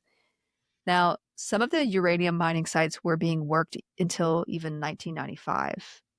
I know I said the Mylu-Su area was ended way before that, but some of these mining sites were not. Now, in 1991, as I mentioned, the Soviet Union collapsed and any monitoring or even acknowledgement, much less responsibility, went out the window. A 2006 analysis by Pure Earth, that's that environmental non-government organization, They named Yeah. Milusu the third most populated place in the world at that time. The town's cancer rate was 50% higher than the national average. Uh, Oh, the organization reported and local doctors described a large number of birth defects, poor immune systems, and nausea and vomiting among children. Many communities living around other tailing sites that contain pesticides and heavy metals have yet to be studied. So that's a problem too. man. So locals say there has been little monitoring, as I mentioned, or maintenance of these dumps, whether it's the tailings dams or the uranium dumps themselves. The International Atomic Energy Agency wrote a 2010 report warning that Milusu, which is currently home to around 25,000 people, was in urgent need of a cleanup. And this is that site that I mentioned. I mentioned ghost towns, but this site is actually still inhabited. They don't really have anywhere to go. I mean, Oh my God. so cleanup efforts have picked up in recent years. International donors like the European Union and Russia are spending millions of dollars in an effort to shore up these sites. And the Kyrgyz government, Kyrgyz government Mhm. has successfully managed to move several of those sites away from the rivers.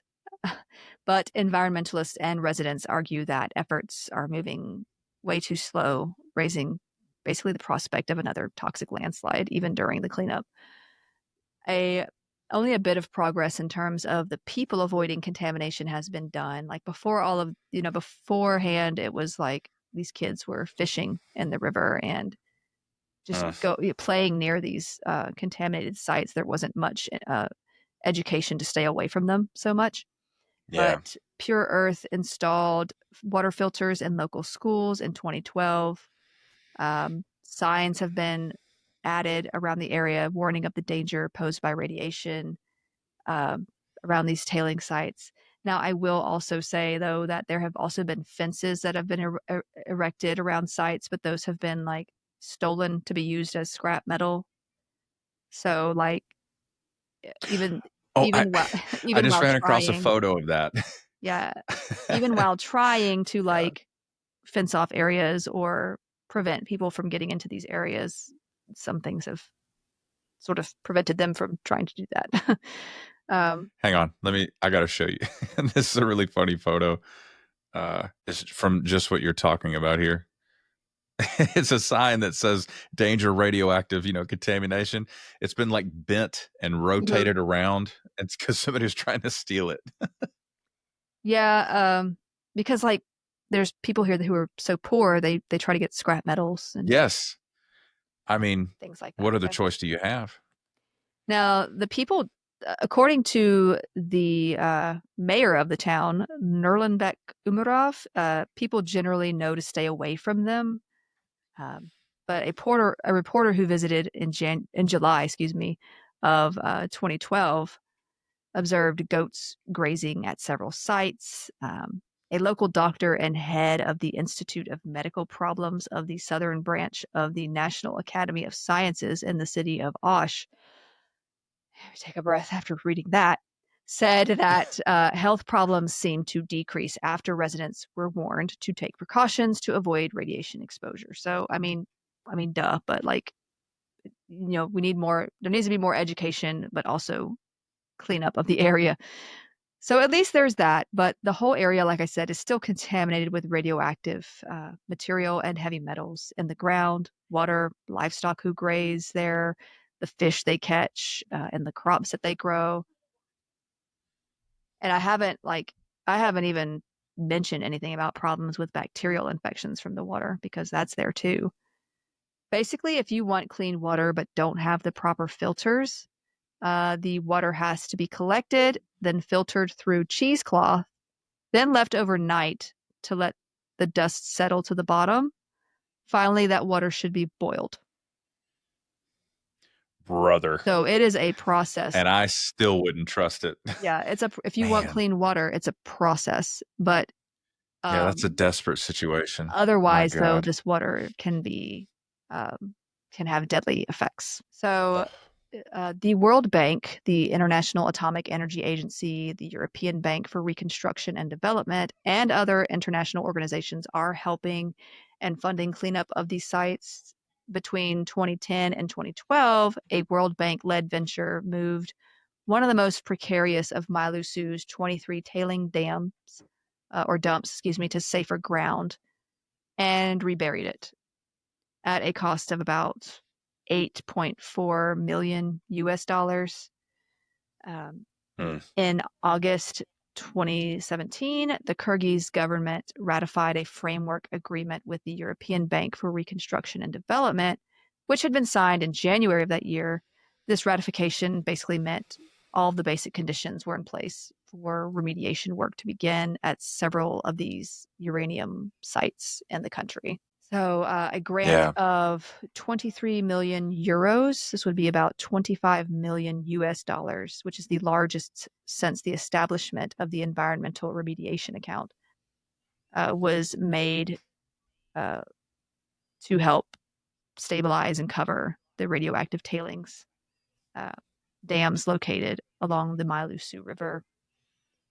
The planned soil covers will be about 2 meters thick. About 350,000 cubic meters of tailings need to be relocated to a safe disposal site. This project will also finance the rehabilitation of contaminated land and water resources in the area. So, I went, if you couldn't tell, I went looking for what's being done about this. And this is what I found. It's a lot of work, a lot of money, and there's still a lot to do. It's a site that is not exactly very wealthy, so they need help from outside.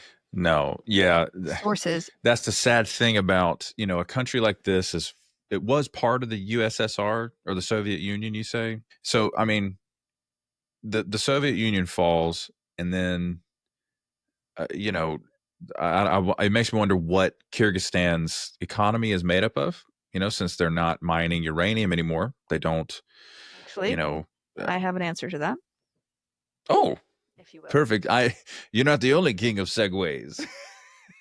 But I'll let you finish your thought. Sorry. Oh, I was just, what economic leverage do they have to even provoke someone to invest in the cleanup? You know what I mean? Because if it's not a country that's economically viable or economically powerful, how do you get any other countries to come to the table except for philanthropy? And that's tough because this is not cheap. And that's definitely going to have to be a part of it anyway, because it's not much, but they have a light bulb factory that came there around the 60s, and it actually these days provides employment to many of the almost 25,000 residents. I mean, it's only one thing, but it's a bit of help. That's in Mailusu? Yeah. Now the town's name, now they obviously have a college of medicine, because that's where that lady works too. I don't know how right. How developed it is, but they're trying. They've got some smart people. Yeah. They do have some help, but it's just, with the amount of pollution and the amount of just leftover uranium sites and just the water situation. It's bad. Yeah. Now the town's name, Mailusu, well, the Kyrgyzstan name for this city means oily water, and a nod to because petroleum used to be extracted from the banks of this river as well. There was oil, and that was a big thing. That was a big thing too, even before the uranium situation. That was around 1901. They were doing that, but it was later changed optimistically and nicknamed City of Light because of the light bulb factory that does provide employment for people. So, I mean, I appreciate the thought. They're trying to be a place of positivity, but they definitely need help, because it's not their fault that this happened, because, these people came and they just sort of, mined up this uranium and left it there. Of course. Yeah. And it's, there it sits, and it's very problematic because it gets washed into the river. The river feeds into the crops. You've got people bathing, drinking this water. It's in the soil. Kids are playing around it, or were, until they were finally informed, hey, stay away from this. Yeah. It's a lot, and it doesn't get talked about.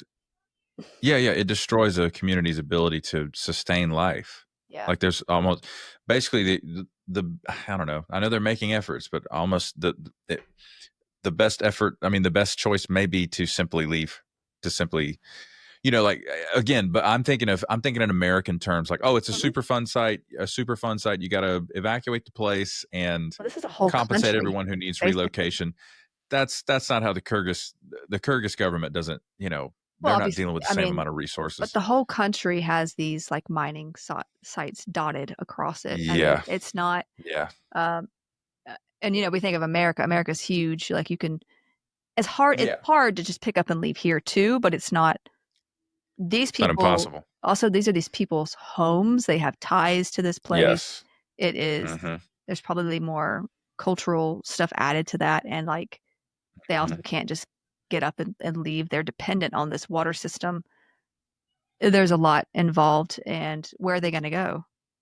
Another place where there's just another mining site, like it's. You'd almost have to leave the country. That's hard. You'd have to immigrate. Yeah. And even like Uzbekistan, like the water that has flown to it has caused pollution to that country. So it's a big, it's like a domino effect that has just been a problem. And with climate change and stuff going on, like if that ice melts or those glaciers, melt and landslides are happening more often, more storms and stuff like that, it's going to become more of a problem. It's compounded. That's why they're trying to like quickly work on it and to hopefully get some of those things cleaned up before any of that does happen. Right. So all that to say, we need the aliens. Now, we don't know. I mean, like the aliens could be coming from their own messed up place. Like, we ruined our planet. Can we come join you? Excuse me. Have you? Yeah, we had really bad global warming. What's it like over here? Oh my God, we've talked a lot about aliens this episode. No real reason. As one does. Yeah, as one does. But I do want to say, I only talked about like 3 areas in this particular episode. There are like others I was looking into, and I'll probably use that as my bonus topic for next week because there are other towns and spots. But great stuff. But I think next week I'm actually thinking of, I'm gonna leave it a surprise, but there's gonna be a part of it that involves prions, a part of it. So sounds good. Little hint, little nudge. All right, ladies and gentlemen, thank you all so much for listening and watching this episode. That's going to do it for this one, and we will see you in the next one. Bye-bye.